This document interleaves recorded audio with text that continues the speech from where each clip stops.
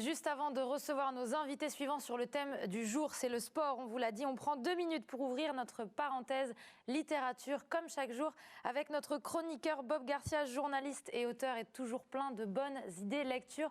Bonjour Bob, qu'est-ce que vous nous partagez aujourd'hui ?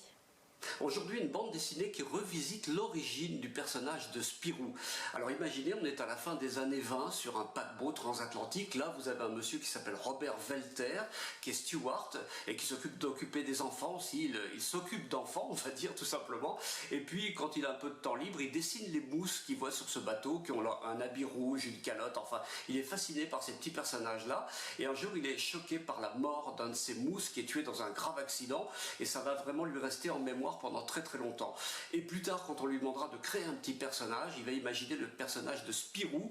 Et comment dire, les scénaristes de cette bande dessinée, qui s'appellent Véron et Yves Sante, ont imaginé donc que le personnage d'origine qui a inspiré Spirou s'appelait Petit Roux. D'où le titre, il s'appelait Petit Roux. Donc c'est cette histoire que nous racontent Yves Sante et Véron. C'est vraiment passionnant, ça vous tient de bout en bout en haleine, puisqu'il y a vraiment un petit suspense aussi. Et en plus, il y a une mise en abîme, puisque la personne qui raconte cette histoire, c'est le fameux oncle Paul que l'on voyait aussi dans le journal de Spirou. Donc voilà, tout ça, évidemment, c'est publié aux éditions Dupuis. Je vous souhaite une très bonne lecture.